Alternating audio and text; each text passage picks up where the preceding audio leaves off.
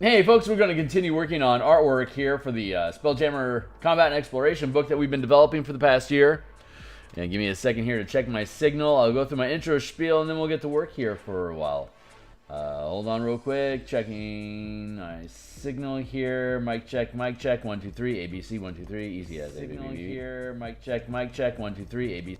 There we go, sounds good. Cool, and so we will go ahead and click a couple buttons here to get myself up and running for stream. And okay, intro spiel. Hey, my name is Phil Kearney. I create role-playing games. I illustrate them. I publish them here online. I've been focusing my attention on Dungeons & Dragons 5th edition. Hold on. There we go. Okay, yeah, Dungeons & Dragons 5th edition here for the past 5-ish years. There are a slew of links in the description down below to the various works that I've published on DMsGuild.com. You can check out the work there. If you're here for pixel pushing, there's probably about 150 illustrations and the books that are linked down below. They all have full previews, so if you're on a desktop, there'll be a button that says full preview underneath the book cover on the actual product page. Otherwise, if you are working on a mobile phone, there'll be an eye icon on the right-hand side of the screen. You can click on that instead. Either case, it'll pop open a PDF. Like I said, about 150 illustrations just in those books. If you're here for D&D, the stuff I build is for both sides of the screen. I run a campaign from level 1 to 20 in about 200 to 250 hours. So currently, my home team's at level 12 to 19, so we've been playtesting stuff at the high end of the spectrum. We'll be starting over, and I'll be opening up a playtest campaign for low-end spectrum, like level 3 to 7 stuff here in the near future. So if you think any of the stuff that's cool in there is cool, consider making a purchase to help support growth of the channel in general and weaning me off of the corporate gig to get me to building more of this stuff full time. You can also support me by following me on Twitter, X, at Phil Kearney, so you can get notification when I go live. But best way to support the channel overall right now is to like, subscribe, hit the bell icon to help get the algorithm out there for people to see the production cycle that we go through here to build books. So like I was saying, I create books, I create role-playing games, I illustrate them, and then I publish them online. So what does that mean? We'll have an idea about something to do, such as making additional rules or modifications to the new Spelljammer setting that came out by Wizards of the Coast last year, which is a rebirth of the 2nd edition version of the game with 5e aesthetics and ideals these days. So what we do, we add and we modify the rules that they present. We test them. If they play well, we we wordsmith them into looking good, like this stuff here. And once all the words sit proper on the page, like let's scroll down to the exploration chapter, for instance. Here's the beginning of the exploration chapter. We can then extract this as a PDF, drop it onto the page, and then we can start illustrating directly on the page. And when we're done, we can re-import it into the layout program when all the pages are back in, and we string up all the hyperlinks for the table of contents. We seal it into a PDF. We publish it, and it'll have full preview just like everything else down below. So we'll do a walkthrough of it once it's actually published as kind of a victory lap / director's cut walkthrough. But you can see, let's see, we're at episode 247 right now, and we built this book cover around episode 15. So you can go into the Wayback Machine of our playlist here for the Spelljammer development and to see the creation of this. But in the meantime, we're just going to continue chasing on after this. So here's some of the reference images that we're using: Purple Worm, Frost Worm, and the coloration we have for the Damselfly ship that we created a token for already. So I think we're just going to keep on keeping on with this. So hold on.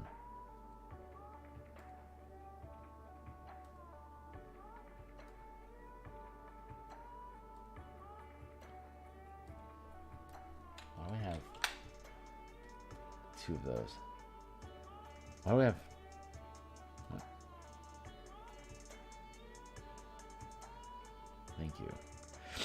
Let's merge those buggers down. Pardon the pun, buggers. Let's create another layer here.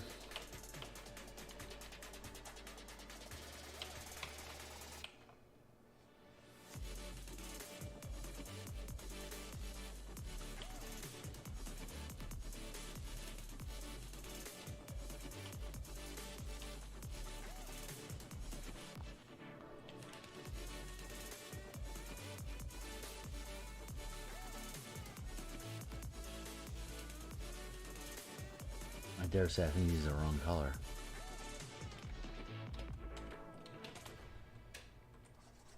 Let's try that again. Good.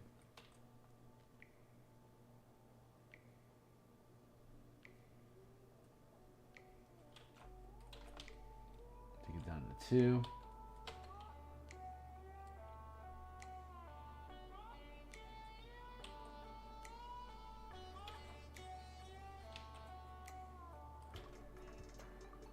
Nice. Good catch, Kearney.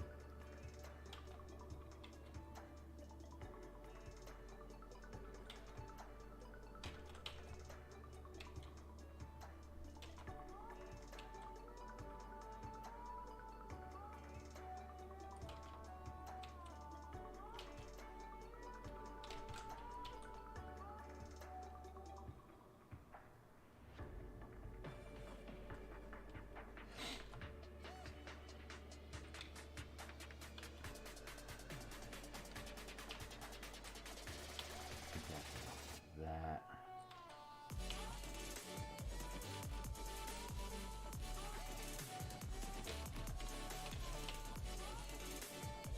Here and here. Nice.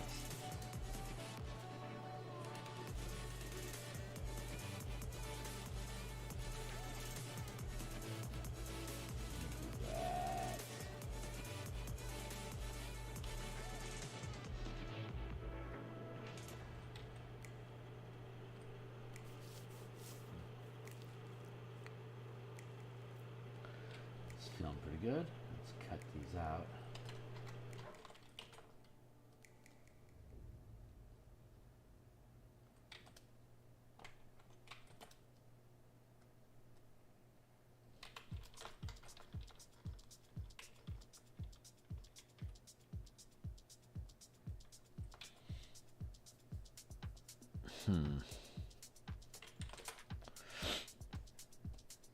Wings, yes. Let's spin that down.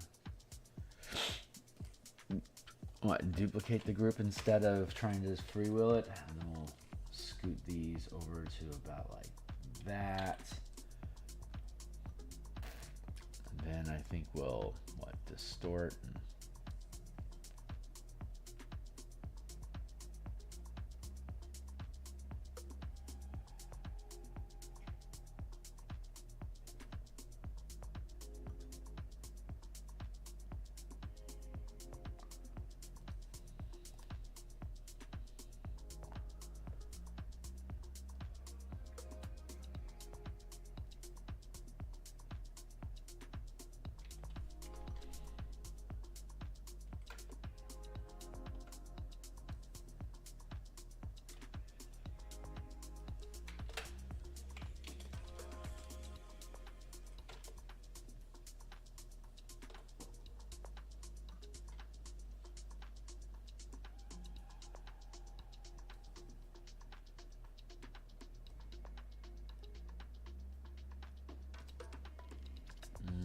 I think we can skew this like that.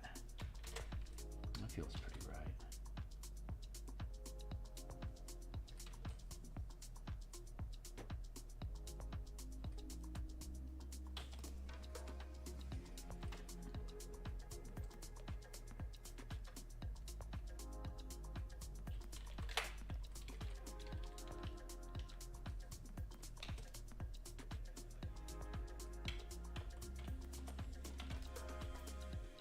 Transform the whole thing and pull that down like that.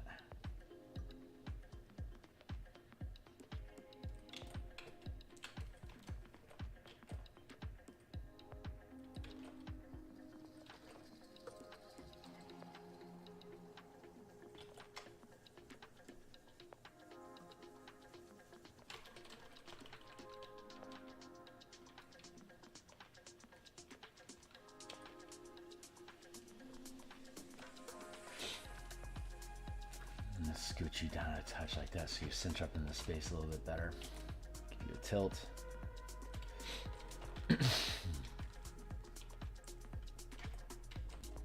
Not bad.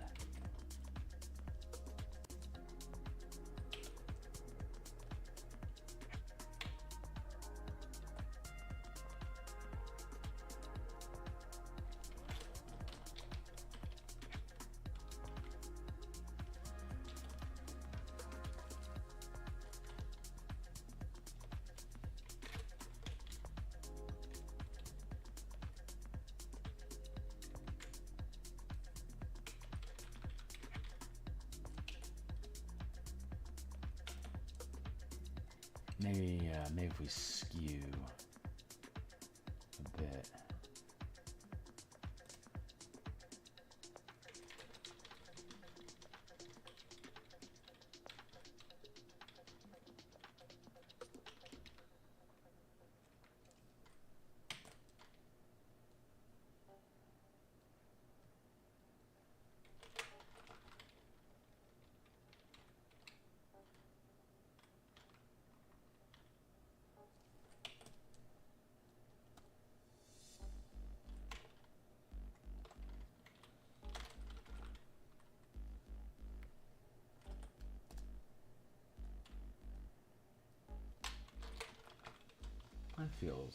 That feels about right.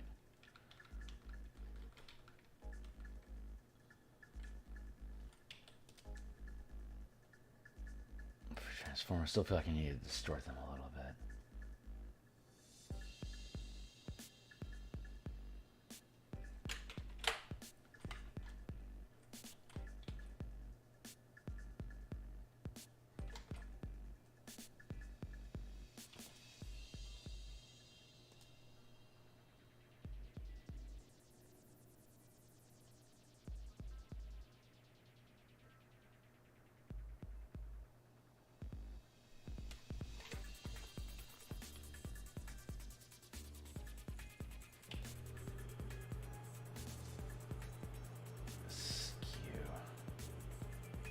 Let's just try rotate instead.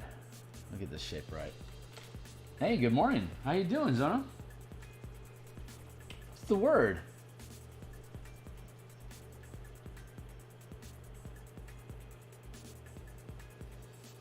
I don't like how tangentially that's lining up. That's bothering me. So let's go with some more skew or some more distort, and then free transform. Twist the wing over, let's get lined up, more like here's probably pretty good.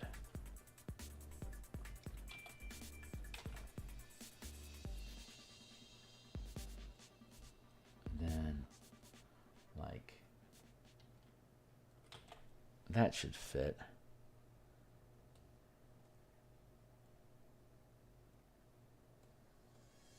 Goes there. Let's drop the transparency on this down to like 25. Then we can take the front wings here. We can drop those down. That's too thin. Let's go to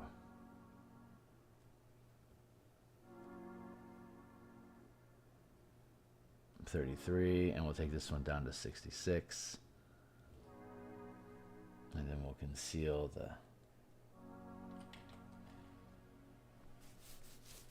There we go. So here's our sample reference. Here's our current build. Let's complete the framework.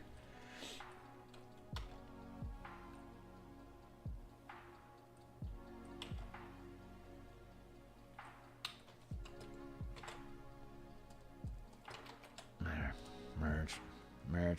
Merge. Thank you.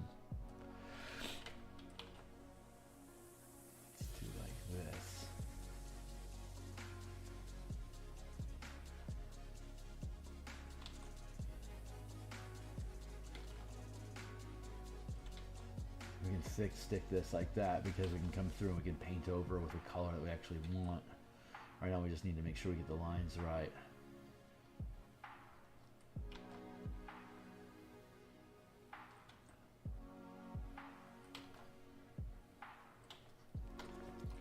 This composition is pretty straightforward. Big old worm eating a little bug.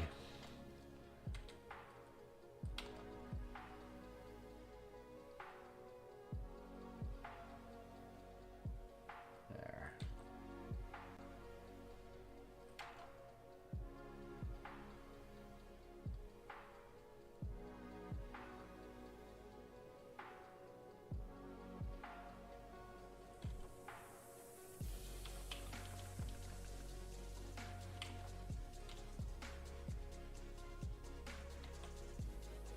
I see some text down there. Hold on real quick. Let me fix that. Cool. I.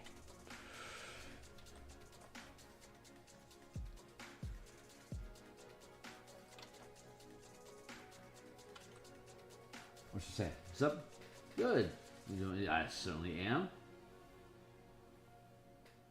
Yeah, I know, right? It's a pretty classic trope.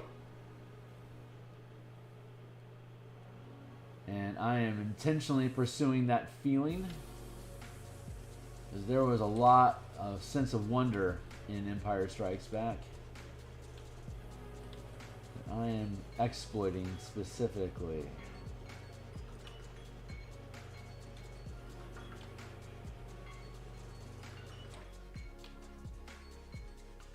I hear you, timer. Give me a second.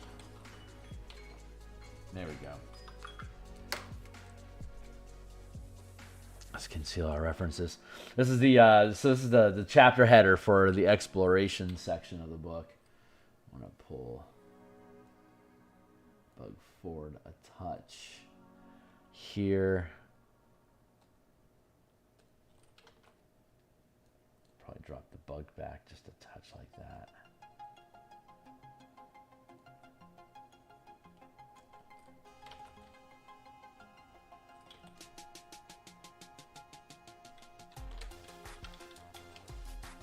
Tilt's actually really useful for energy. So I'm gonna tilt. Keep that tilt in there. Means I think we need to bring down the bug a bit.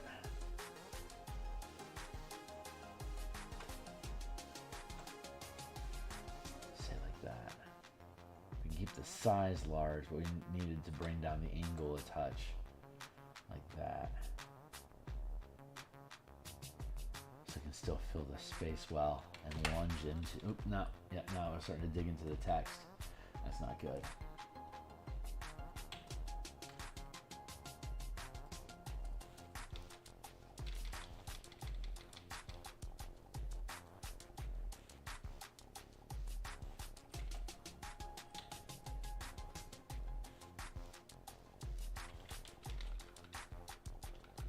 Like that.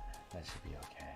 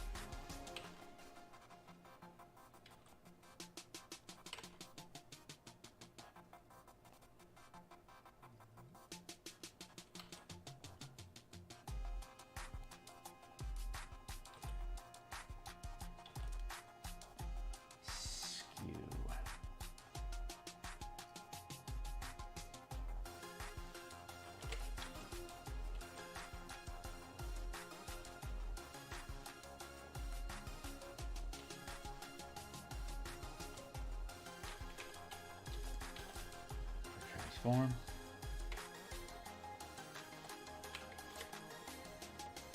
Same as it ever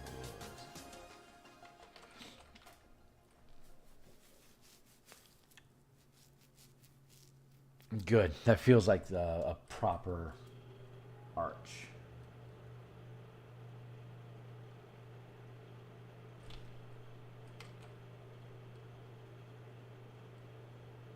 Like that. Good. Cool. I'm happy with that. Neat.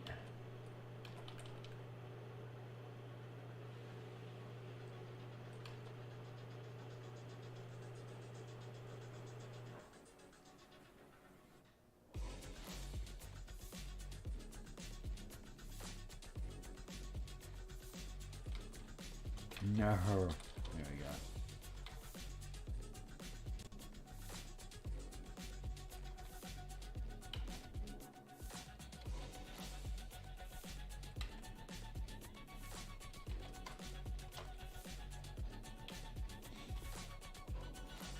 One, two, three, 4, 5, 6, 7, 8.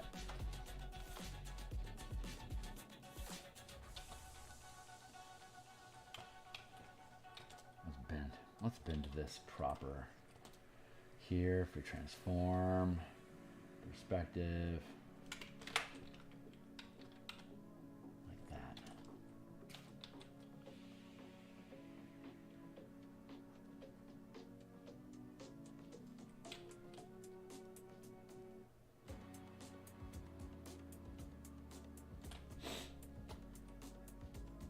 Good.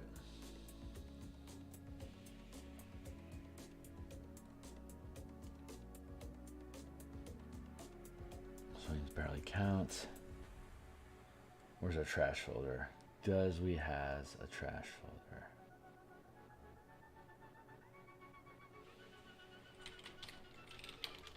Trash folder. Cool. Okay, so we can start by we can start blocking in the insect, the ship.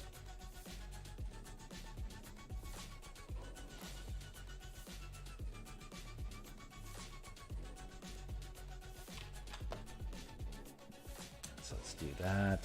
We got the back wing. We got the structure. We got the window frames. We got the front wing. I'm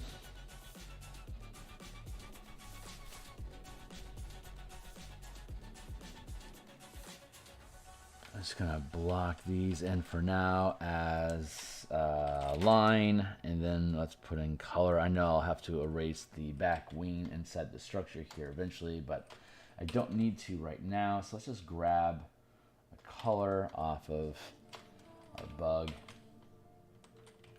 and just fill it in. I also have a weapon to build on the back here, harpoon flingers and a catapult, a mangonel.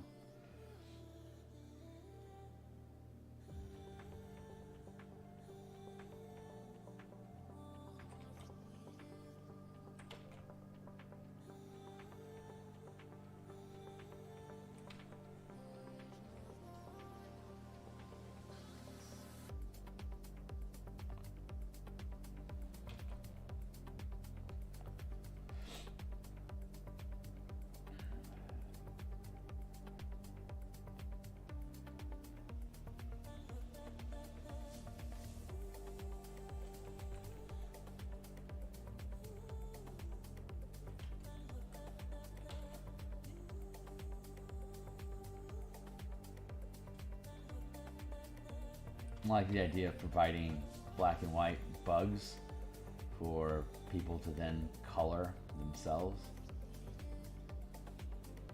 Like maybe you don't like there's some loud colors that we're using here to stay in theme with what 5e did, but a lot of people would just like jet black, like a jet black Spidercraft, for instance. I could see that being pretty popular. Or like a black and red squid. That'd be fun.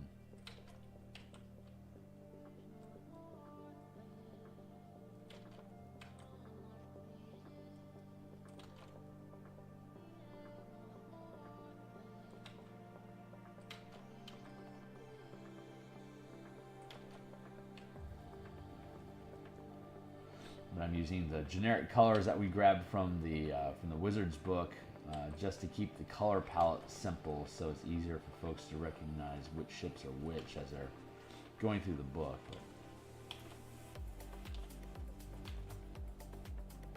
I'd want to paint my own ship.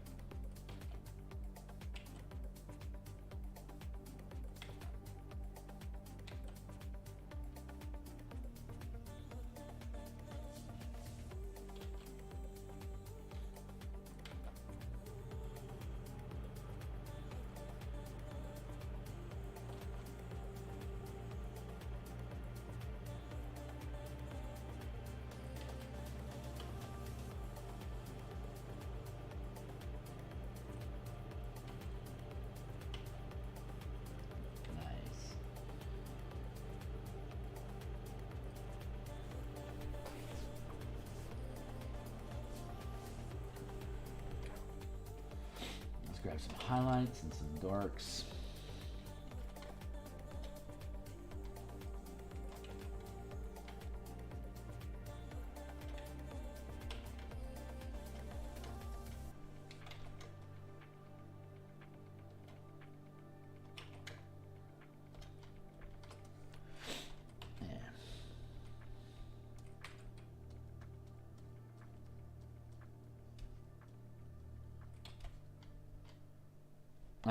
This is realistically as close as this as you're gonna get. So it's not like we have to. It's not like we need murderous levels of detail, but simply having the detail there is good. Ain't hurting nothing, that's for sure. So let's fill in the dark of this.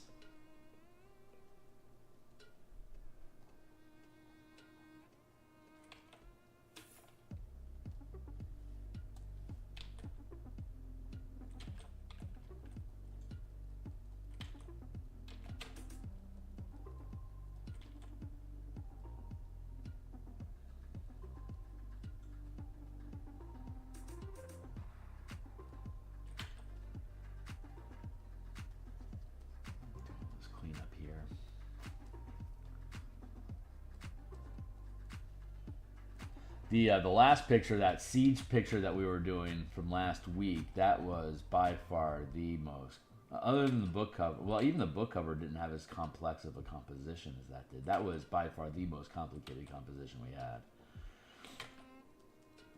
His proportions all mattered, and it was close enough that you could see what was going on with each person. So it required a lot more attention and just foresight than like this is going to take. This and all the remaining pictures should be far more simple in design. Be easier for me to crack out and finish up, which is great. We still have a slew of pictures we need to finish, but if we get done with all the artwork, then we're cruising through this thing.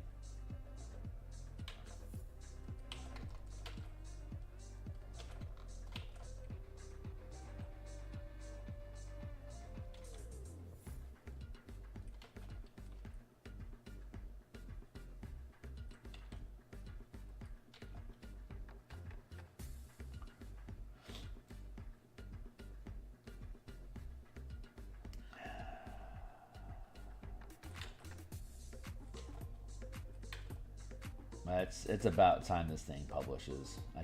I can sense the doedness of it.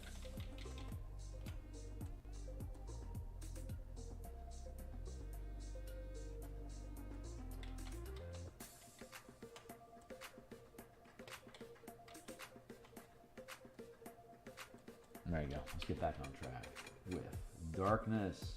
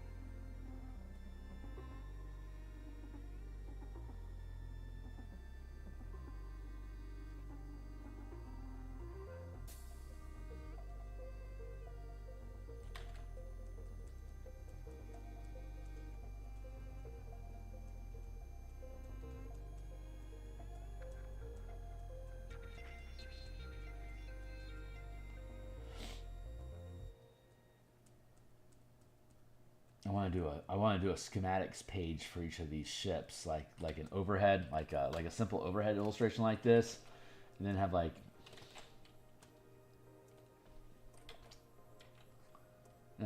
arrows pointing to like bop, flingers,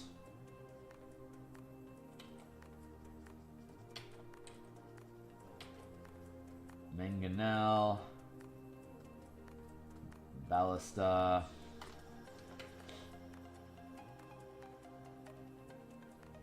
stabby,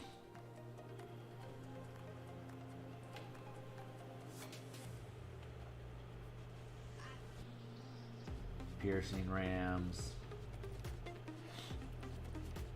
like little generic schematic things like that, and then like have hit points, and then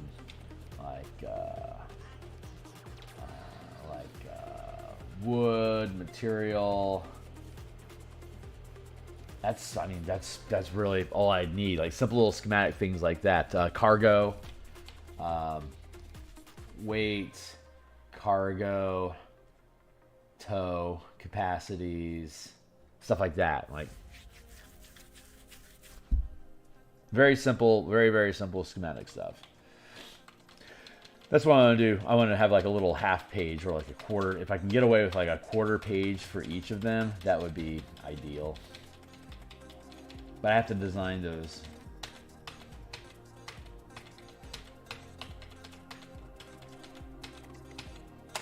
So we're running out of content to do. It's actually marvelous.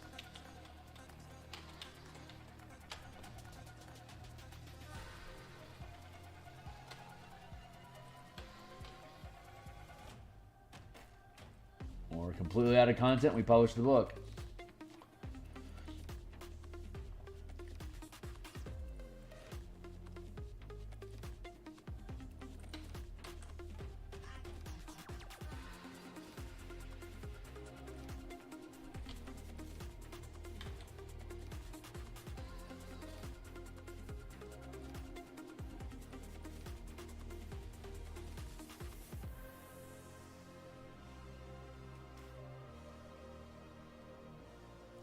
And then we can start having an art stream for creating additional ships and mecha, and building out tactics and maps and all sorts of just generic spell jammy stuff that we can cram in between the mana mechanics work that we're doing, the Eberron adventure that we're doing.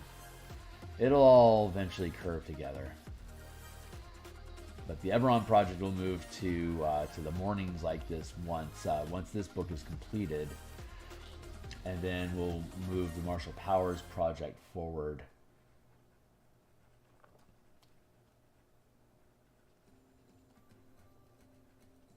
We might keep Spelljammer for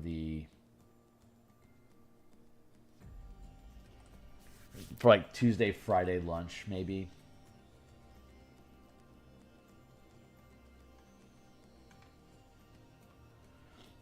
As much as I would just love to continue designing Spelljammer stuff forever, I have other projects that we are currently working on that are backlogging.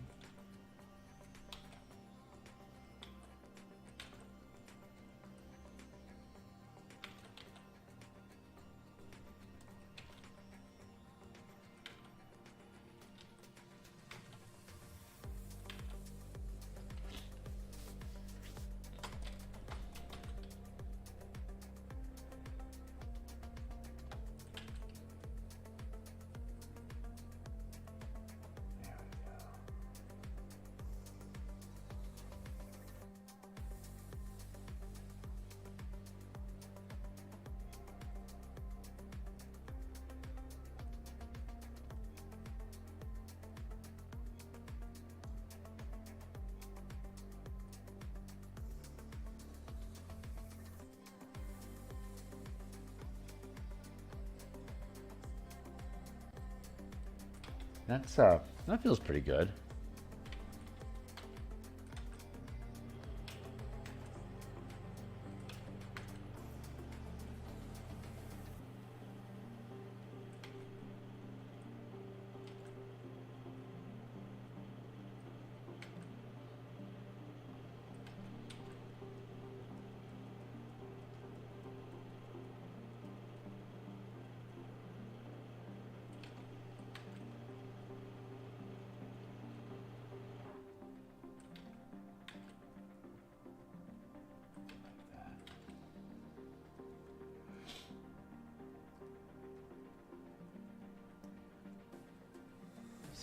Simple design. Good.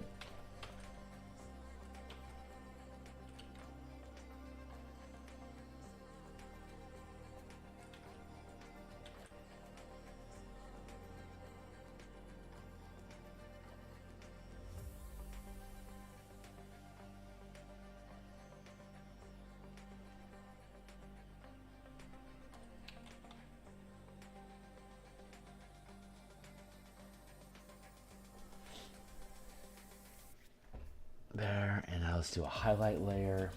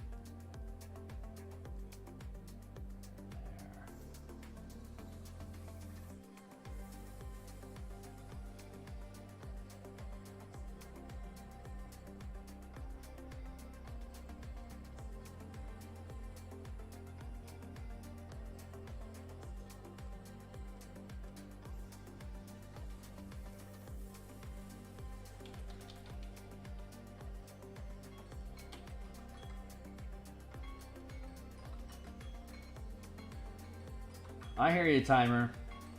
I know you have a purpose. Yes, yes, your special purpose.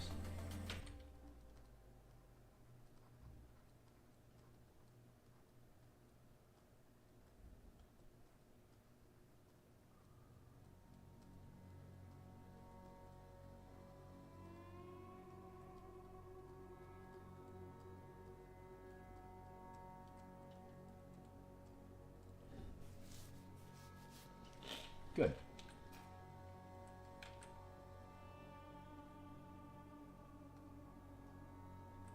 Good, good, good, good, good. What's up? Really excited for this in the martial powers. Oh my god, thank you. Did you ever see the Spirit Guardians? Basically, yeah, I'm very, very familiar with that. I make references to mecha now and again. All the mechanics that are needed to make mecha using this Spelljammer system already exist inside of this book. All you have to do is just change the shape of the fighter craft. All the fighter craft that we currently have scale up to 50 feet in size, and we have anything that you can have a craft anywhere from 10 feet to 50 feet, and once it gets larger than 50 feet, it becomes a vessel. So, like for example, this vessel has up to 6 melee piercing weapon attacks that it can make. I could just as easily just make this a humanoid form that could have melee attacks that deal the same amount of damage as these piercing weapons. As a 2x2 at the 50-foot scale, this would have a D4. Like each of these weapons here would be a D4 times 10 piercing damage that they would deal against creatures or other ships. So and then the fighter craft has a different matrix. We'll be getting into the weapon scaling for craft and vessels probably, I reckon, next week. But there is a... Hold on. I can show you real quick.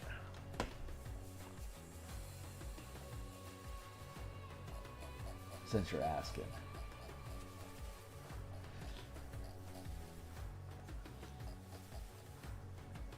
Let's see, ranged mounted weapons, ranged siege weapons, grappling weapons. Here we go. Ship melee weapon damage. So the space occupied by your ship, and the damage is either siege or mounted. So mounted vessels typically occupy 2 to 5 squares at the 50-foot scale using siege weapons, and are considered occupying 10 squares at the 5-foot scale for mounted melee weapons.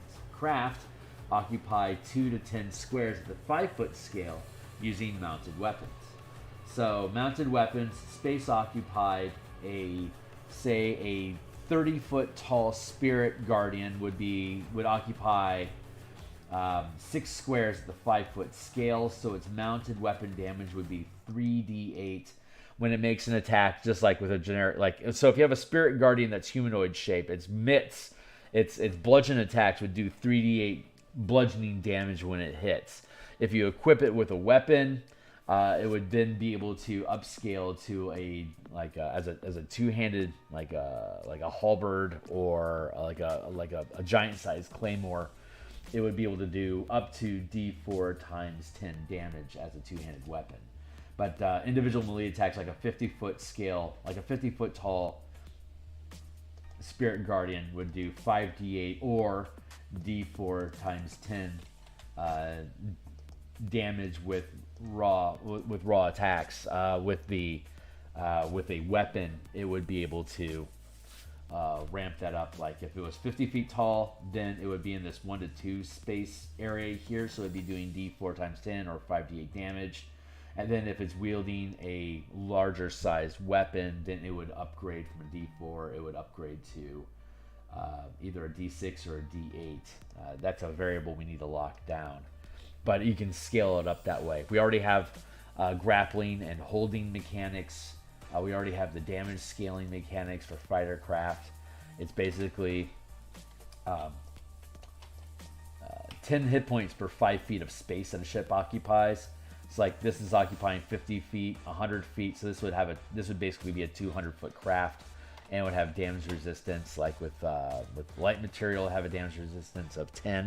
So it automatically reduces the amount of damage that you take on any given hit by 10. If it was metal, it would reduce it by 20. At the smaller scales, a wood craft has no damage resistance, and then a metal craft has 10 resistance, and a mixed composition would have 5.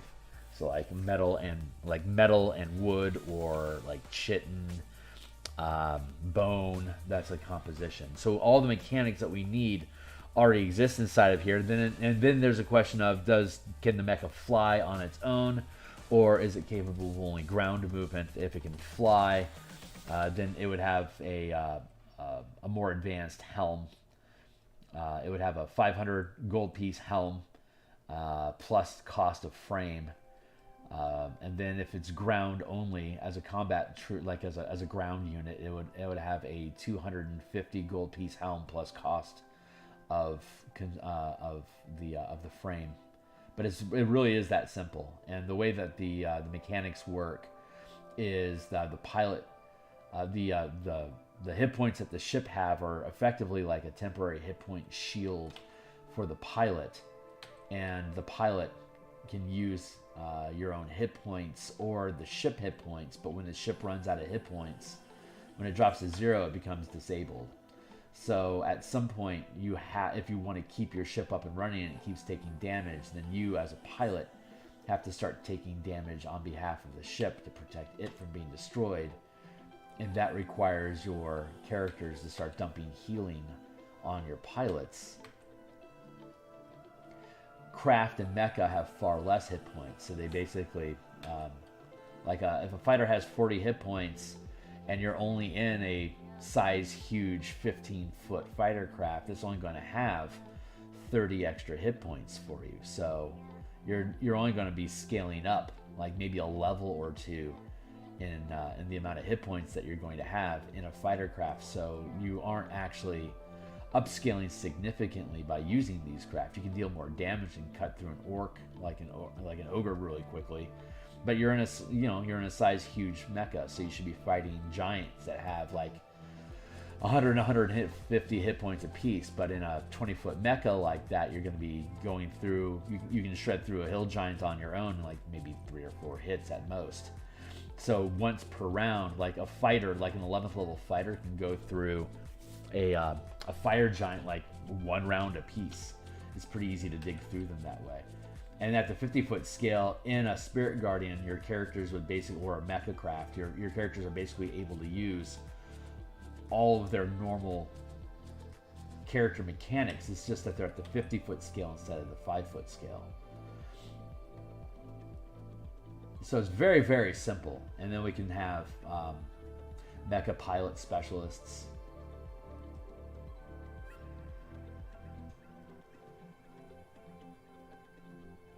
But in a mecha, your character basically only has a pilot role. So you're able to,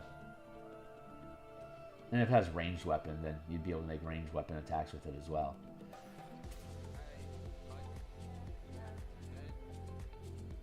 But the damage is significantly larger, and it's a vehicle that you're operating, so you have to use the command mechanics to operate the craft. And If you roll too low on your crafting check, you have to spend an action to reset your vehicle so you can continue making attacks. And you can, as long as you keep rolling at your die level, like a fifth level character has a D6 command die, and if you're commanding a fighter craft, 1 second.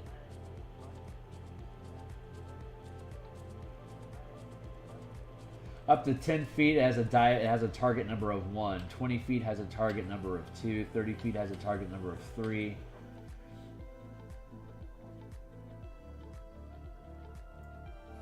And 4, and then 50 foot is a target number of 5. And so a 17th level character rolls a d12, so a roll of 5 isn't very difficult at all for you to be able to consistently hit and reset with 50-foot mecha every attack that you have. But like say a 6th level character that's only rolling a d6 to pilot a 50-foot craft, they're going, and every time they make an attack with it, they're going to have to make a on that command die check instead of the proficiency bonus. Like the command die replaces your proficiency bonus. So if you are first level with the command, like with a proficiency bonus of 2, you'd be rolling a d4, and on average you'd roll a 2. So if you're in a mecha that's 50 feet tall, it's going to have a reset die of a 5. So a first level character is never going to be able to roll a 5 on a 4-sided die. So you make an attack, and then you're going to have to spend either a reaction, action, or a bonus action resetting your weapon, so you're back in position to attack again. And as you gain levels, it's easier for you to attack and get back and to reload or prepare yourself to make another attack. So as you gain levels, you gain more efficiency, but there's always a little bit of an off chance that you're not going to immediately be able to attack again. But otherwise, it acts incredibly similar to just normal 5e combat. Yeah. And we already have all the mechanics for making giant-sized creatures.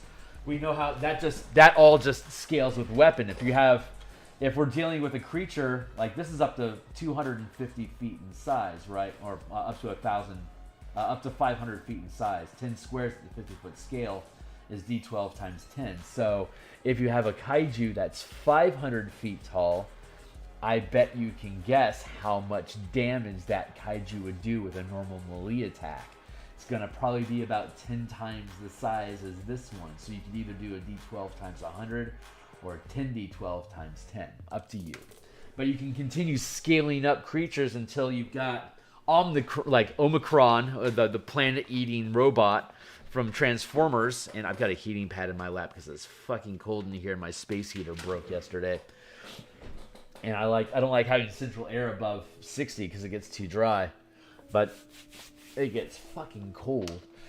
So yeah, but you can scale up kaiju, and then their hit points scale up into the thousands at the 500-foot scale. And depending on how thick their skin is, it could be tens of thousands. So thousands to tens of thousands of damage that you're going to have to go in and you're going to have to hack away at these 500-plus foot tall creatures. But then you can also start integrating weak points into, like, if you can find the weak spot, then it damage drops down by 10, and all you have to do is whittle down that weak spot hit point, and you can just drop the whole thing. It's that fast and easy to do this. You don't have to have a 500-page book for kaiju. It's like 15 pages at most. But we're using this as our base frame to do it. So once this publishes, then we can just create generic war mech, like a Warforged Titan, for instance, from Eberron. It's like a 50-foot robot, right? It gets really super simple to do this stuff. Very, very easy, not complex at all. Then it's just a matter of just, design, just making up more things, specific examples of craft. So once this book publishes, we can spend off. I mean, we have other projects to do, but we can spend some fun off time creating additional mech.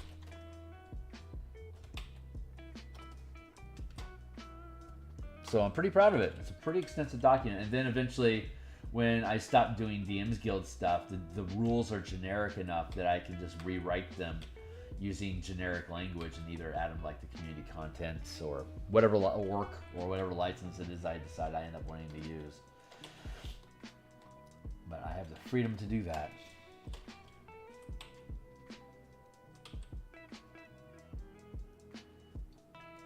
And of course, those mechanics just kind of curve into the mass combat mechanics that I have. Because you could have a 50-foot robot, or you could have a unit of 100 people. So that 50-foot robot may be worth 100 people as far as like combat capability is concerned. So it's just a matter of scaling out how many people are fitting inside the footprint that you have. And since they're individual creatures instead of just one massive creature, there are additional rules to consider about timing, movement, and stuff like that. But starting off massive and then working our way down to smaller scale stuff has been, I'm really glad we sequenced stuff in the order that we did. I'm glad Spelljammer was first because they're ships with limited weapon ranges, with slower speeds because they're siege weapons, like medieval siege weapons. But the craft themselves are incredibly fast and maneuverable. But for them to be able to fight with the primitive weapons that we have, they have to go slow and engage at close speeds. So even though you can fly thousands of miles per round, as soon as you slide out of combat, you can't really, you're as limited in attacking as your opponents are. So you have to get in close and slow enough to be able to threaten them, and that's where the fantasy of the siege weapon attacks still remains intact. There's that, and then we want to drop in a shadow on top of that like this. So Spelljammer really is like in this really ridiculous space. Pardon the pun. Like this hyper sophisticated ship technology with utterly insufficient weapon technology. It's quaint. Like how lopsided it really is. I love it.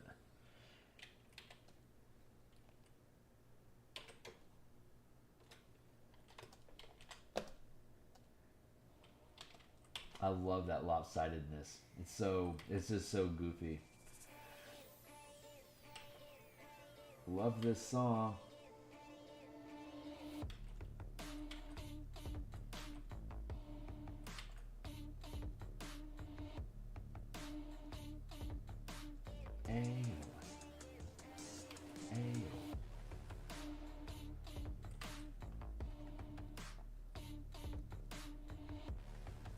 I was talking about side-scrolling. Yes, I think it was yesterday.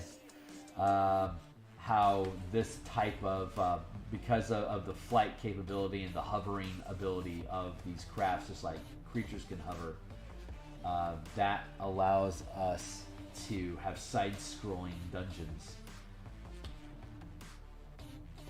Because the ships occupy basically a cubicle or spherical space. The 2x2 overhead is also 2x2 sidewise, right? Like this is effectively fitting in a 2x2 space like this, right? Even though we're looking at a side view of it, but we can do a side scroller and have it fight stuff. And as you close distance with something, if it's not a one-shot minion sort of thing, you have to actually engage it in a mini boss fight.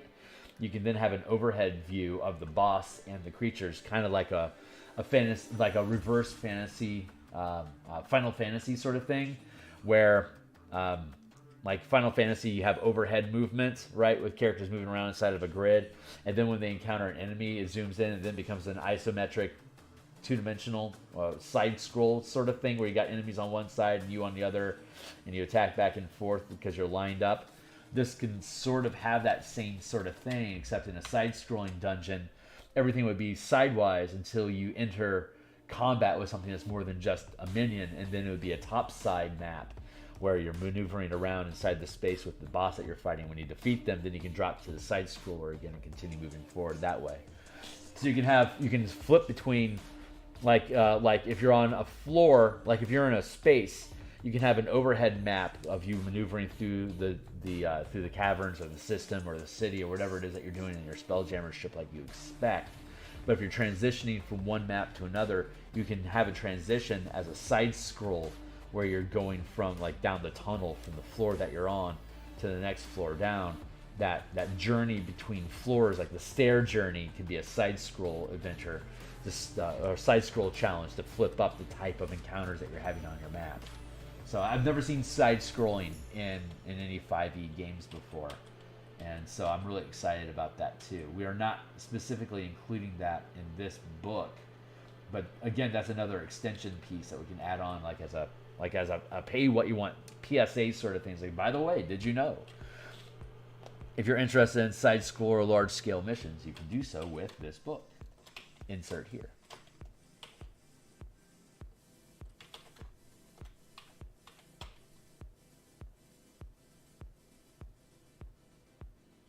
So a lot of really, really cool stuff you can build out of these things.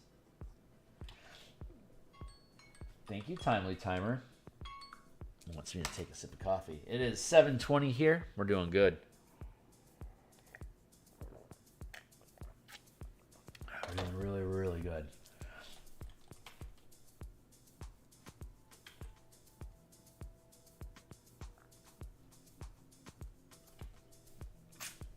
We should be finishing this up shortly.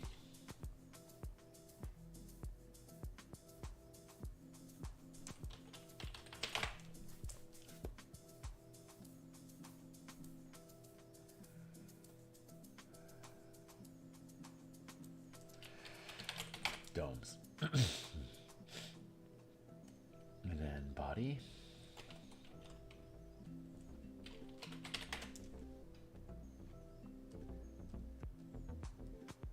Boat, ship, trash.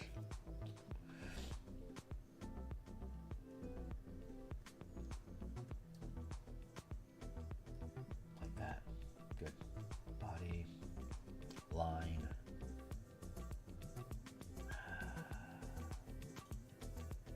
Do this. Contemplating my next move.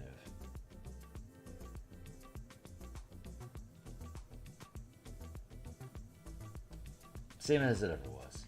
There's nothing new under the sun. Let's just keep moving forward.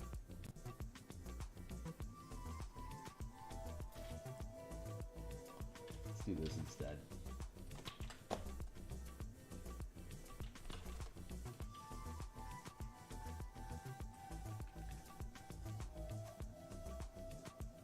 It's like the glory of the giants. If you really wanted to fight giants, you could not limit them to 20 feet. You could, like the illustrations show these like 500 foot tall giants. Well, we can offer you 500 foot kaiju style giants here. And if you really want to go fight them, then we can give you god mecha, like Kaldheim style mecha, to go fight the gods toe to toe. So you can jump in here. 250 foot tall Gundam and go attack a 500 foot storm giant. Storm King's Thunder. You can have some Warmech in the castle that you airdrop and then fly to attack the giant, the dragon. So instead of taking, spoiler alerts, Storm King's Thunder incoming in 5, 4, 3, 2, 1. I've warned you. So the finale of Storm King's Thunder, you take these, you drink these potions of giant size, right? Well, if you just had mecha in your game, then you'd be using the Storm King's flying castle as a 500-foot citadel that you can just spell jam from one location to the next, drop your troops out of it in their power armor, and go attack whatever dragon is threatening that specific hex. And now you're maybe 5th, 6th level, but running around inside a mecha, you're able to take on these dragons at their own CR, at their own scale. And if your mecha gets destroyed, then you just run away and then get scooped up by a a rescue ship, and then taken back to the castle. And then, oh no, the dragons are going to now attack the castle because that's where you came from. Now we can just use castle defenses with trebuchet and stuff to chase off the dragons at the Spelljammer 500 or 50-foot scale. So it's all very, very easy to completely change. Like, Descent into Avernus with siege weapons and fighter craft and war mech is just fucking cool. That's we spent most of our the playtesting that we did for this book. Most of it was spent in Descent into Avernus, and then Lies Xeraxis were the two adventures that we used specifically to test out these mechanics, and they both worked fucking awesome.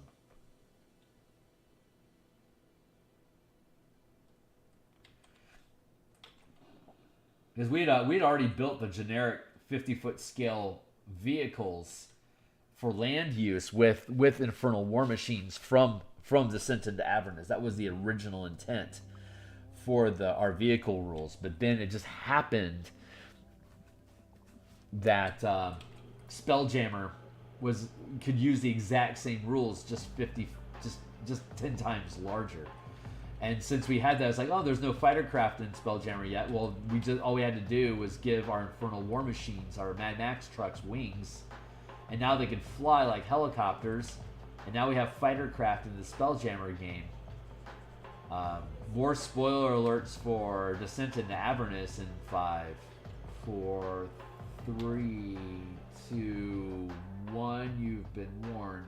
We converted Zariel's Flying Blade Fortress. It's it's literally a 500-foot blade. So you have a 500-foot craft. So Zariel's Blade as a ship deals D12 times 10 melee damage when it hits. Because that's 10 squares at the 50-foot scale. It's a 500-foot craft. That's exactly what Zariel's craft is. So then we built Zariel's craft with a bunch of turrets and like here. Hold on, let's take a quick tangent here. I think I'm still logged into Roll20. Yep. Descent into Avernus vehicle playtest. Hey, let's launch the game. You can see some of the shit that we were futzing around with. Here's some of our playtesters over there.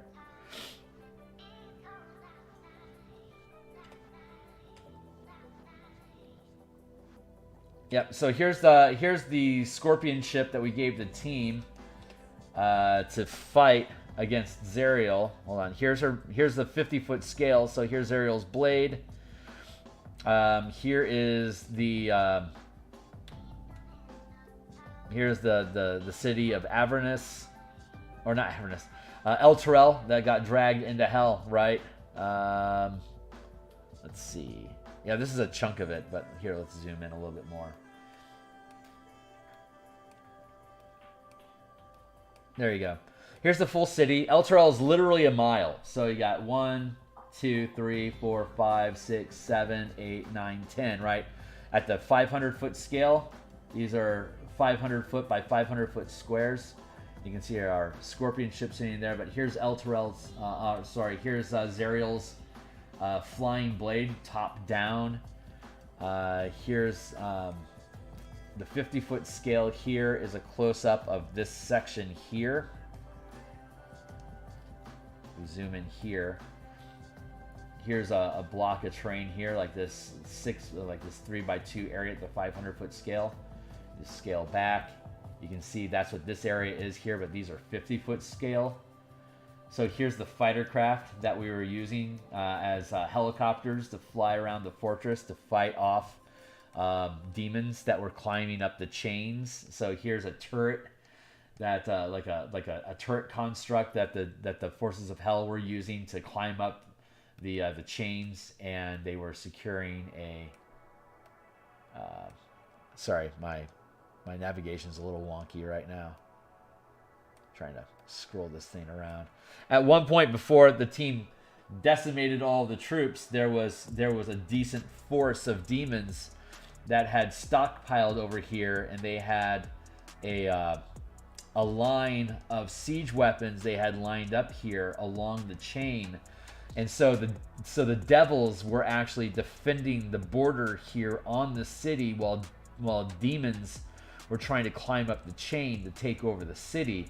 Meanwhile, the team was fighting off, was digging away at the devils at this end to try to clear them off of the city, and then choosing themselves to fight in the siege. So, and then once Zariel showed up because you were fucking up the army, then you had to fight Zariel one-on-one. And so the team was, engaging with her ship here directly at the edge of the city on the northern end here. These were all the just like we had little squares here that represented the fighter. Like this is a 1, 2, 3, 4 by 3, 1, 2, 3, 4, 5, a 5 by 4, 25 feet by 20 feet wide. Demon Grinder fighter craft. This is a Tormentor, which is 10 feet wide, 15 feet long. So these have like chompers that do melee damage. They have mounted weapons, harpoon flingers. It has a wrecking ball off the back of it. The Tormentors. This is what the Demon Grinders look like. If you aren't familiar with them already, that's a really horrible resolution picture. But it's got this wrecking ball off the back, which is represented by this S, and it's got these chomper teeth in the front, which is represented by Chomp here, and it's got these harpoon flingers off the back, which are represented by the M's. And you got the H for the helm. Like this is a super early non-graphical version of stuff. But yeah, they were able to fly around in these VTOL helicopter style fighter craft to fight off squads of we have squads of imps that were flying around, like squads of anywhere from 20 to 50 imps flying around as a squad in the 50-foot scale that would come over and they'd swarm a ship. And when they swarmed a ship, then we could place our characters on the individual craft. Like here, we could grab that and then put that character in the helm here, and then have a bunch of these imps coming over and swarming them. And then you have to fight off the imps that were on you at the 5-foot scale, so you can then pan back out again to the 50-foot scale, and like here comes a squad, so you want to pepper that guy with ranged fire. 50, 100 harpoon flingers have 150-foot range, so this is as close as they would need to get to a swarm of imps to be able to shoot them down with your fighter craft, right? Just laying in a bunch of fire into them. And then they have like 100 hit points here because they were second rank because they were imps. So every time they get shredded, like say you take 16 points of damage, that drops them down to 84. There, and you just whittle them down as you would come across them. So the team could operate at the 50, the 5-foot, the 50-foot, and the 500-foot scale all at the same time while defending the city against an army, their established siege weapons, and then Zariel shows up with her flying blade weapon. They have to try to defend against that as well. So they only had one Spelljammer craft, which was the Scorpion ship. They ended up taking the head of a massive purple worm and fused it to the front of this machine that they were creating to have the melee attack. And so they were harvesting giant-size creatures out of the El Terrell campaign set, or the Avernus campaign setting. They gathered like paladin troops, giant frost giants as allies that they could use as shock troops to fight against devils and demons in the Blood War directly. And that's like the big picture. Like Descendant Avernus uses all the tools of Kingdom Command, Squad Command, Spelljammer Ship Command, Army Command, and Guild Command. Like all 5 aspects of Dominion campaign play all are present inside of Descent into Avernus at the same time. So that's just, that's how we built these things. So that's like the big picture, quote unquote, behind like what we envision capable of doing with all these command mechanics. But then the question is it even profitable for us to build these tools inside the DMsGuild for people to use? Because I can't really do, like if I were to do a Kickstarter for a Dominion style Descent into Avernus campaign, the only thing I'd be able to kickstart is the artwork. I would not be allowed to to like offer the book, like the PDF. I wouldn't be able to offer that as a Kickstarter reward. The only thing I'd be able to offer as a reward are like auxiliary stuff like demon dice or like a flip book of all the artwork that I built for the thing or whatever. And I don't have enough support for someone to say, yeah, you know, Phil, if you wanted to build a Dominion style Descent into Avernus campaign, maybe somebody like you and me that are like excited about the idea, maybe someone like you would be willing to spend $20 or $30 on a Kickstarter, knowing that I'm capable of building it, because like this is, you know, 107-page mechanics documents, and I've got a 20-page back-end converting Light of Xeraxis into these mechanics. Somebody that's been around and believes in what I'm doing knows that I have the capability of actually pulling it off, given enough time. But that time would be spent here on stream doing it, because that's the fun of it. But I don't have enough people that know about and support my work to know that I'm basically a guaranteed thing. I will accomplish this. So I can't really pull it off yet. I need more audience, damn it. I need a bigger audience with more people that see what I'm doing, to believe in where I'm going, so that it doesn't matter what platform I use, I'll have enough people supporting me to be able to pull off the funding to warrant the time necessary to do it. But that's ultimately where I'm trying to get to be able to do that sort of stuff. And this is the first official book that I've created that uses the most flexible, like largest scale, fastest moving, most absurd scaling in the game possible, so that from here it's just simplifying and limiting scope. But I'll earn it. I don't mind earning my place. And I've only really just begun my journey of doing this sort of stuff. So it'll take time, and I'm okay with that. It is the proper way. And when I get to a place where people do believe in me, and it's easy for me to get people to back me on stuff, then I'll earn the success that I have, and there'll be a whole bunch of us kind of cruising along like this, playing together and finding solutions to things. It'll be a lot of fun.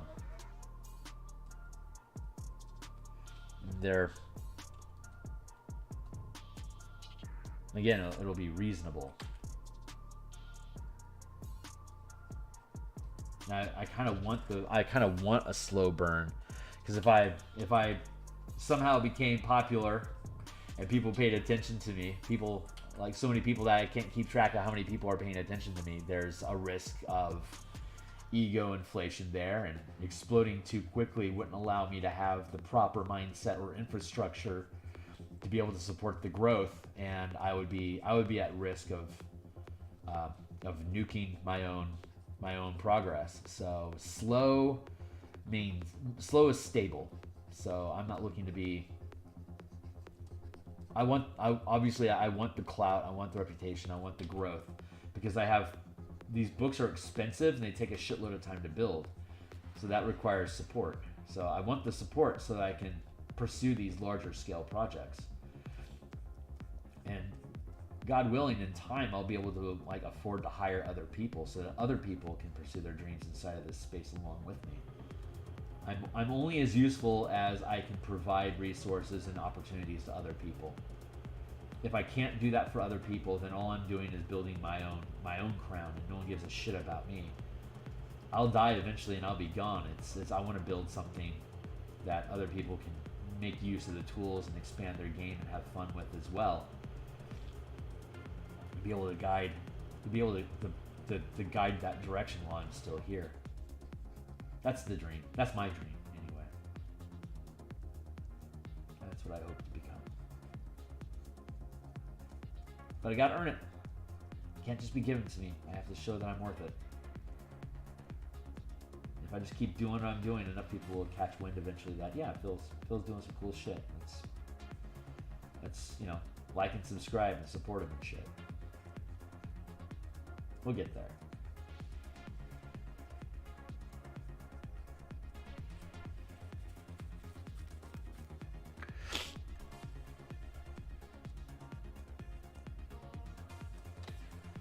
that and that. Let's drop down the opacity of that a bit, down to, let's say, 80.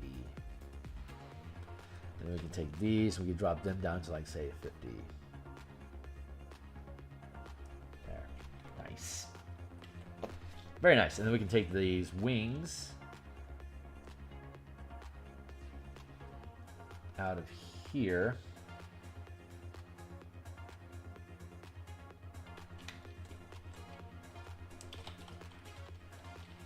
Back wing.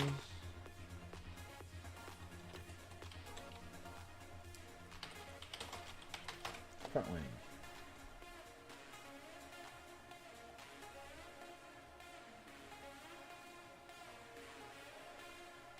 Huh. Like that. Shit. And then here we go to, there we go. Front wing, and then this will be body.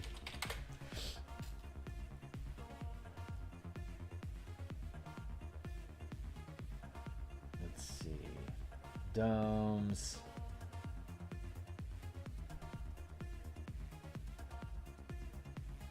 Front wing. Body. Back wing.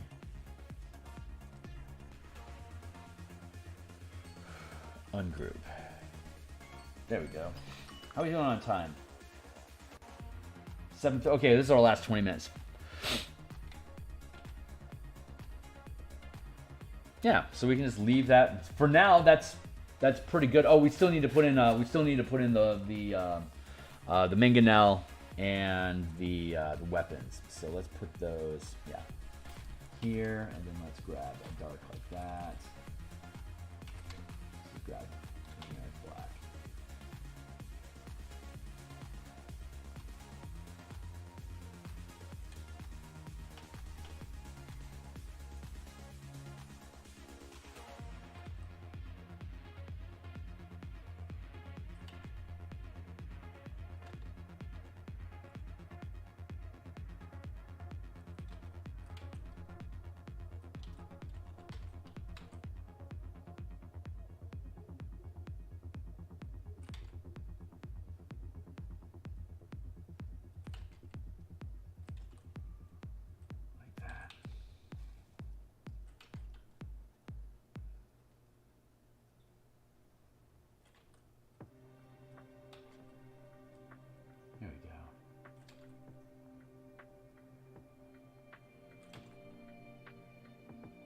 Yeah, all these mechanics are so simple. I mean, there's a lot to it. It takes a little while to explain things, just like it takes a while to explain how combat and stuff in 5e works normally at the 5-foot scale. We're basically having to reproduce all the mechanics for spellcasting, exploration, and combat at larger scales to make this stuff fluid with the 5e system that currently exists.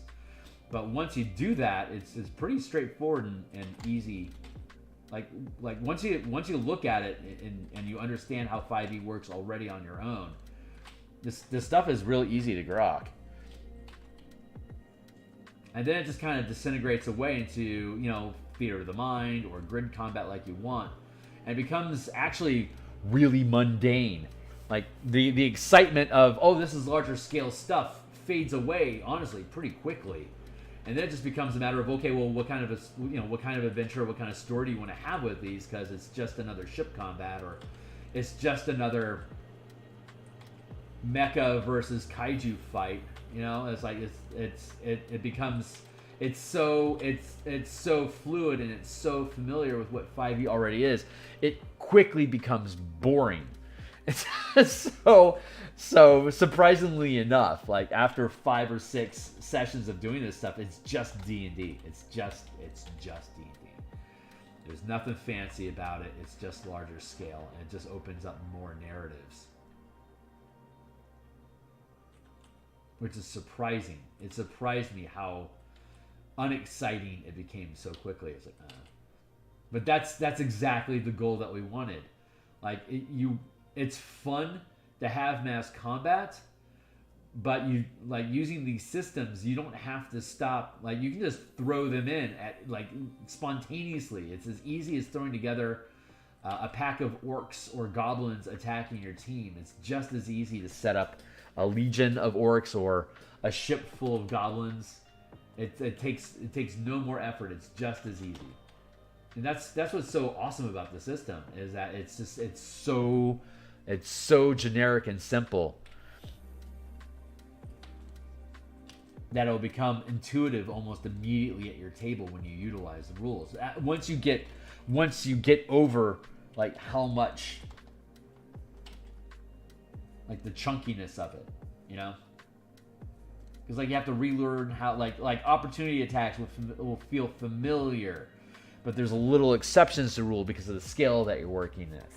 You know, disengage action, it feels familiar, but it acts a little differently because of the scale that you're working with. All this stuff is going to feel familiar with a couple little caveats. And once you get through those, then once you know what those caveats are, then it just melts away. We'll go with weapons, and there we go.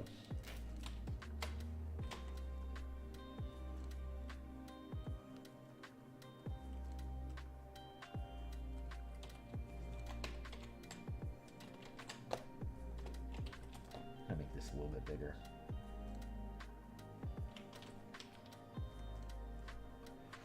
There. And that's our ship. So our ship is technically done.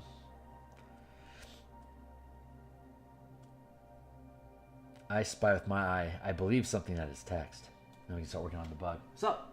Did you know that there's also a Gundam TTR? Yeah. I'm familiar with Lancer. Yeah. Well, I'm not familiar with it. I'm aware of it. I am aware of it, and it doesn't really talk about scaling either. It's, as I understand it, it has, I guess it operates at the 50-foot scale. I don't know if they have mecha that are larger than that, but this system can just super easily fit in with Lancer as well. That's kind of why I want to do a generic combat system for just D20 in general. That Lancer, Pathfinder, D&D, Shadow Dark, all these different versions of the D20 system can all make use of.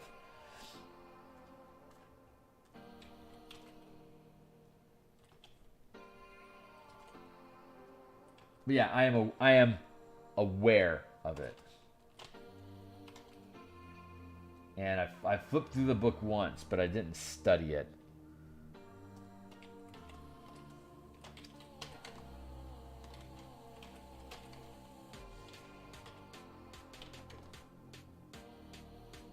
Purple on top, red on the bottom, purpley on top. Okay.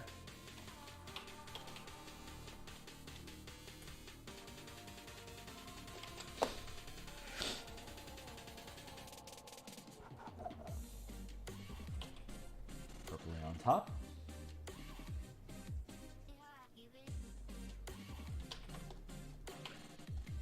Bottom.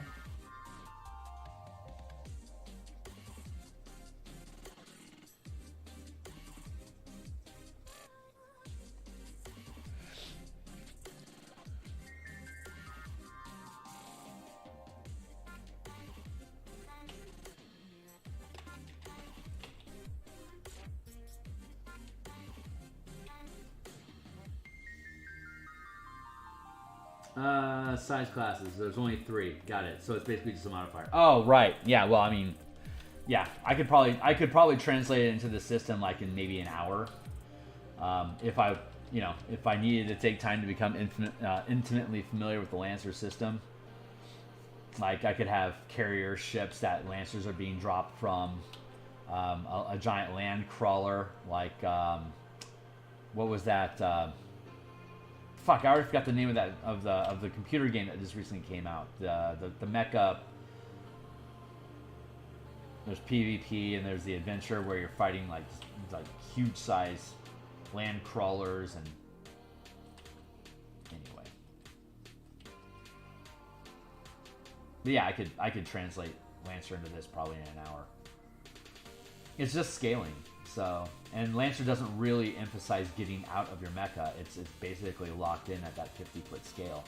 There's also Mech Finder That's a Kickstarter that's coming out. That's also mecha combat at the 50-foot scale. Like all these people, like there's like 4 or 5 like vehicle mass combat sort of things that are out there, and none of them are connecting the dots between 550 and 500 foot scale. It's honestly it's a little ridiculous that like I don't know why I'm the one that can figure that stuff out and no one else is, but apparently that's the case. So I'm excited about that. It's nice being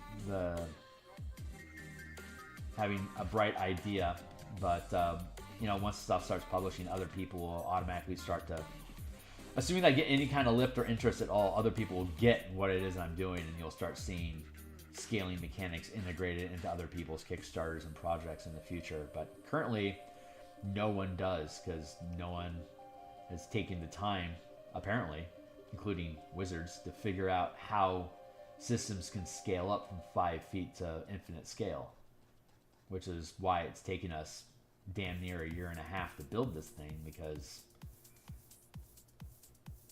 all that scaling stuff took a long time to create. And it works. So I fully expect to only get marginal recognition. Someone else more popular will come along and end up understanding what it is that I'm doing, and probably have a smash success campaign someplace that at best I'll get a pat on the back. But that's okay. That's how life works.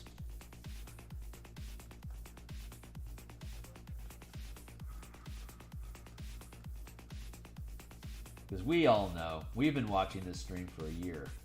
We know where this shit came from.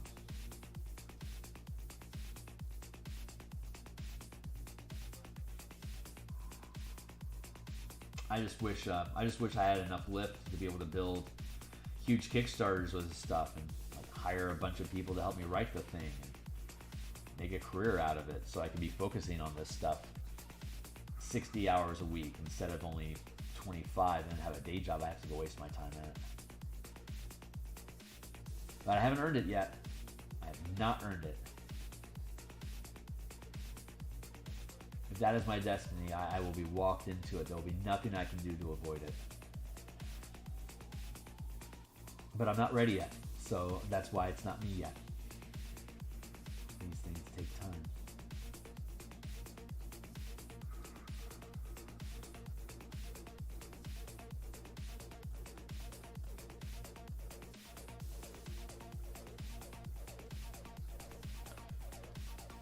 Sup?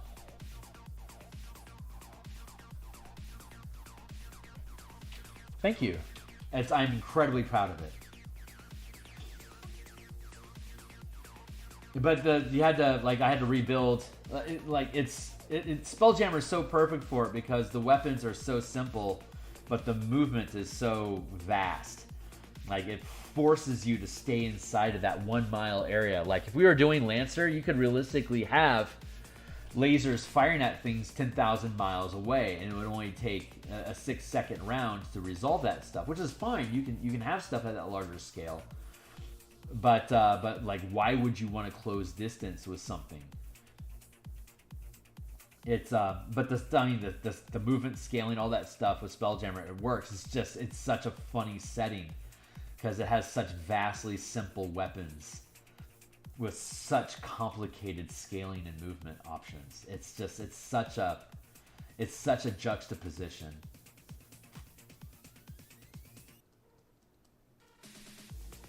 So it's fun seeing them interacting at this scale, at this fantasy ship level, this pirate ship level.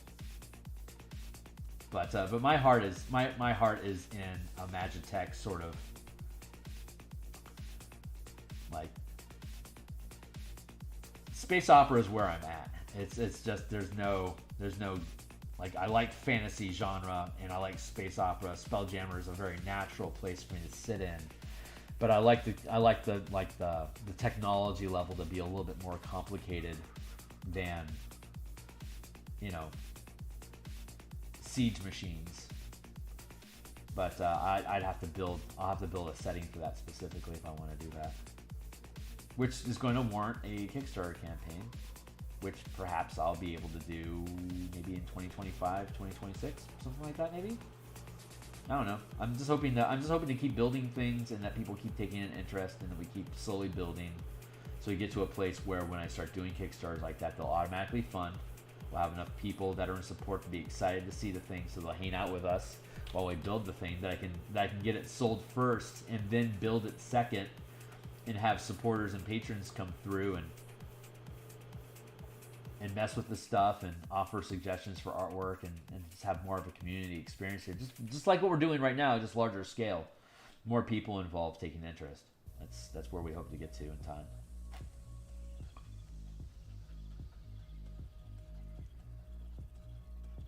I need to start up a Discord. I'll need to start a Discord when we're almost done with this, so we can start inviting people in and hanging out and having a conversation and start building these things.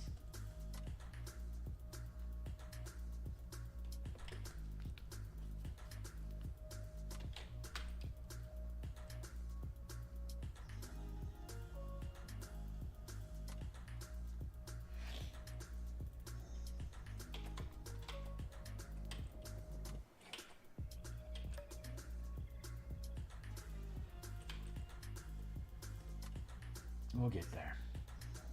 We'll earn it. If it's what we're supposed to do, it's what we'll do. I'm in no rush to exit my day job. I love the work. I love the stability and life that provides for me. But I dream of doing more. I dream of being in the gaming industry. I dream of doing something more productive with my hobby than entertaining 3 to 5 people at a time per year.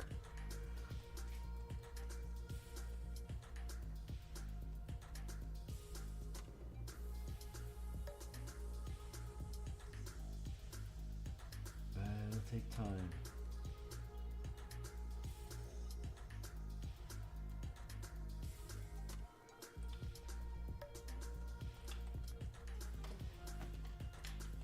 Could I? I could. Below lists the most common map scales used in a Spelljammer adventure. I can fold that text underneath here, so I'll have more space here to be able to flesh this out like that. Selfish, but it's a simple modification that's easy to do.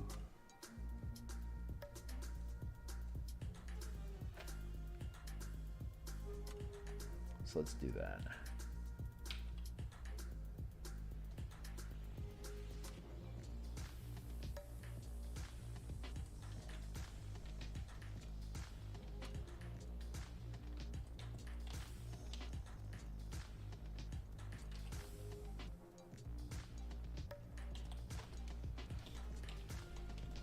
There, like that. And then I can go and I can rearrange that text in the Word program. Here.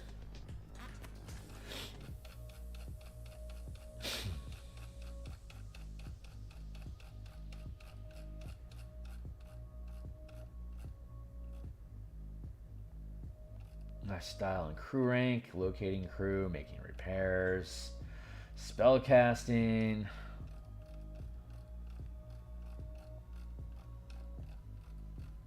Through all that. Exploration.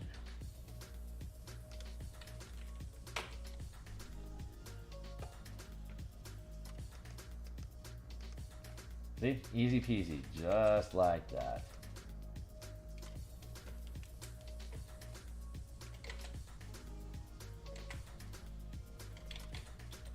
Almost exactly, actually.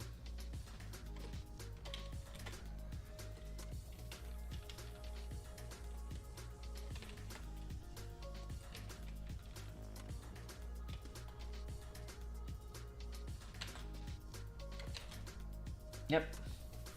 And we'll put a lock back on that and carry on. Ooh, that does open up some vertical space, doesn't it? Very nice.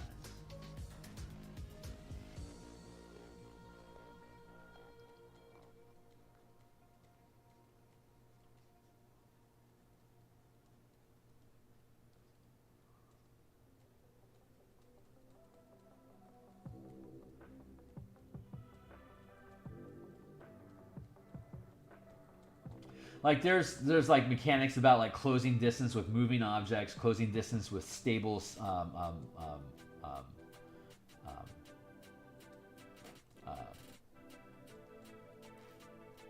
what's the words I use?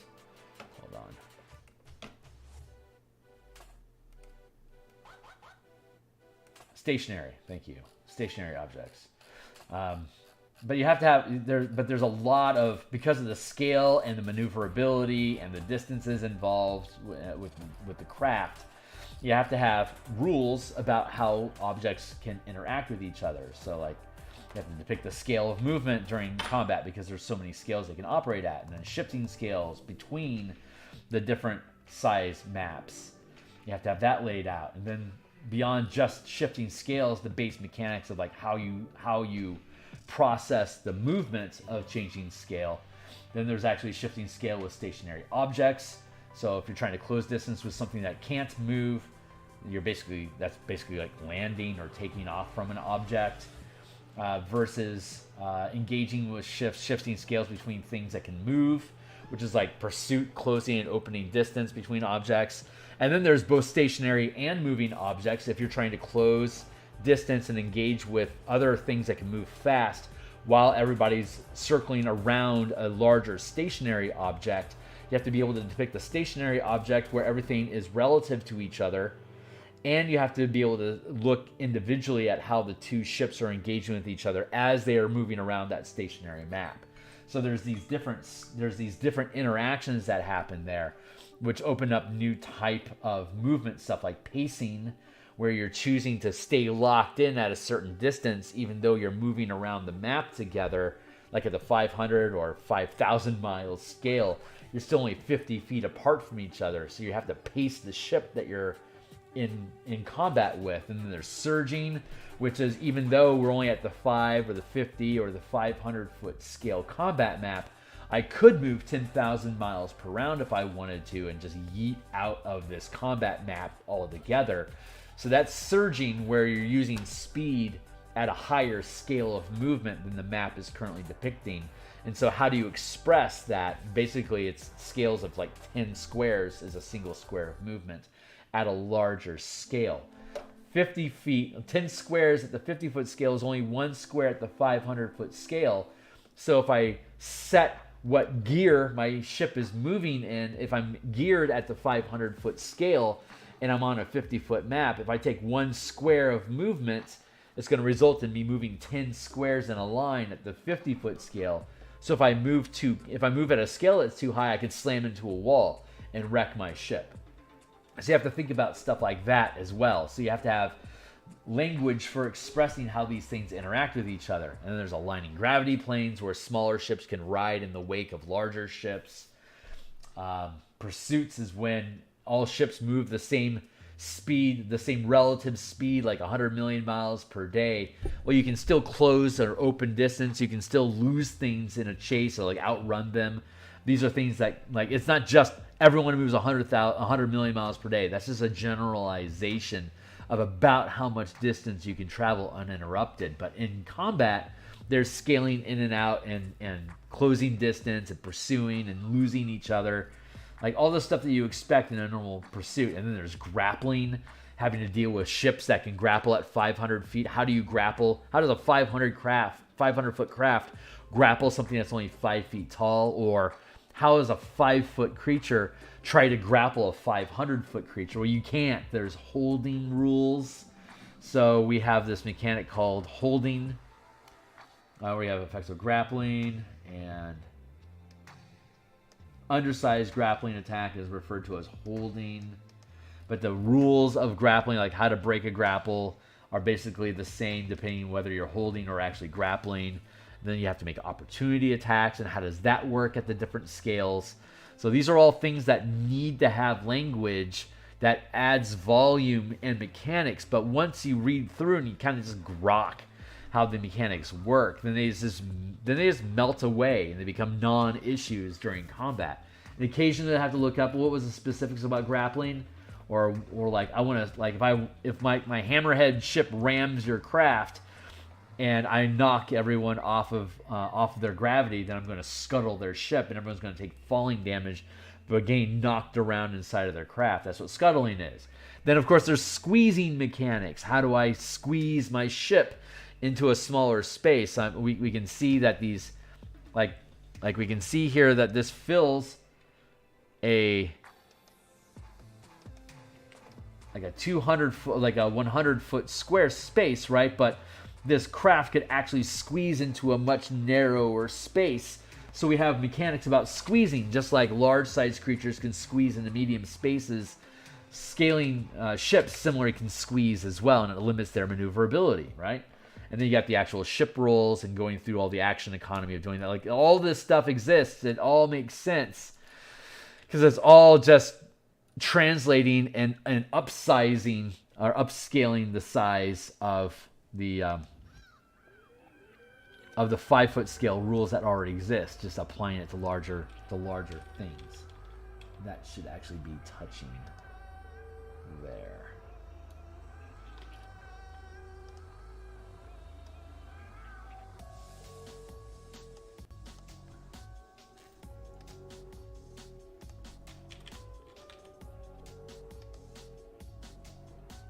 There we go. I have to line up these.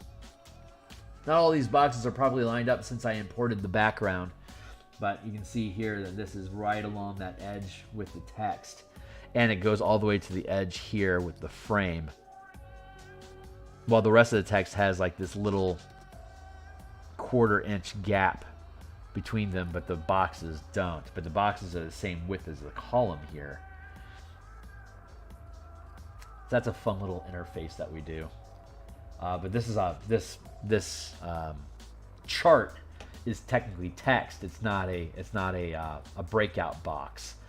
All the breakout boxes go up to the edge, while all the text and charts go within that 1/4 inch gap. So that's some of the stuff that I get the futz with on the side when I notice it's off alignment. See, lined up down here too. Anyway, that's it for the day. It's 8. Oh my God, I'm late. It's I gotta go. This has been a blast. And thanks, Zona, for reminiscing and having some fun with me talking about this stuff. Because if I don't get to geek out about it occasionally, I can lose sight of what we're trying to achieve here. So this was valuable to me. Hey, we're doing martial powers today. We're going to be back in probably in about 4.5 hours, something like that, to work on the fighter samurai subclass and utilizing that in our martial power system. That's going to be the last fighter that we have to do, and then we're going to move into monks. We have the rogues finished, the barbarians finished. We're finishing fighters today. We already did a first pass on monks. We're going to do a second pass on monks potentially this Friday. So if we can get done with samurai today at lunchtime, then we'll be able to move into monks on Friday. So I'm really excited. But this is also coming along really well too. So we'll drop in a background here. It'll be fun. This is great. So, all right. So that's it for now. We'll be back in about 4.5 hours. Zona, thanks a lot for hanging out. Hey, Kajiki, good to see you, my guy. Makes you feel uncomfortable. Glad you dropped in, my guy. We'll continue building this as we go. Obviously, this ship is going to get snacked if it's not careful. But, yeah, good times. All right, that's it for now. I'll see you guys in a little while. Thanks a lot for being here, everyone. Cheers.